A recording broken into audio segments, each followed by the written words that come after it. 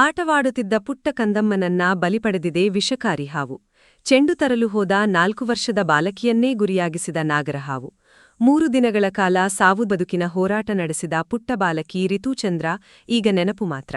ಈ ಕರುಣಾಜನಕ ಕಥೆಯ complete details ಇಲ್ಲಿದೆ. ಕಾಸರಗೋಡಿನ ಪಶ್ಚಿಮ ಯಲೆರಿ ಪಂಚಾಯತ್ನಲ್ಲಿ ಈ ಘಟನೆ ನಡೆದಿದೆ. ಸೋಮವಾರ ಮಧ್ಯಾಹ್ನ ರಿತು ತನ್ನ ಫ್ರೆಂಡ್ಸ್ ಜೊತೆ ಮನೆಯ ಅಂಗಳದಲ್ಲಿ ಆಟವಾಡ್ತಾ ಇದ್ಲು.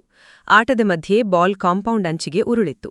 ಅದನ್ನ ತರೋಕೆ ಹೋದಾಗ ಬಿಲದಲ್ಲಿ ಅಡಗಿದ್ದ ನಾಗರಹಾವು ಆಕೆಯ ಬೆರಳಿಗೆ ಕಚ್ಚಿದೆ. ಬಾಲಕಿಯ ಕಿರುಚಾಟ ಕೇಳಿ ಮನೆಯವರು ಓಡಿ ಬರುವಷ್ಟರಲ್ಲಿ ವಿಷ ದೇಹವನ್ನ ಆವರಿಸಿತ್ತು.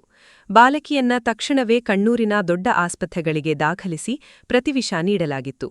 ಆದರೆ ಬಾಲಕಿಯ ದೇಹದ ಗಾತ್ರಕ್ಕೆ ಹೋಲಿಸಿದ್ರೆ ಹಾವಿನ ವಿಷದ ಪ್ರಮಾಣ ತುಂಬಾನೇ ಹೆಚ್ಚಿತ್ತು.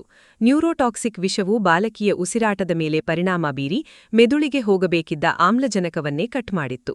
ಅಂತಿಮವಾಗಿ ಮಗುವಿನ ಅಂಗಾಂಗಗಳು ವೈಫಲ್ಯವಾಗಿ ಗುರುವಾರ ಮಧ್ಯಾಹ್ನ ಪ್ರಾಣ ಹಾರಿಹೋಗಿದೆ. ಕೇರಳದಲ್ಲಿ ಕಳೆದ 1 ವಾರದಲ್ಲೇ ಹಾವು ಕಡಿತಕ್ಕೆ 6 ಜನ ಬಲಿಯಾಗಿರೋದು ಆತಂಕ ಹೆಚ್ಚಿಸಿದೆ.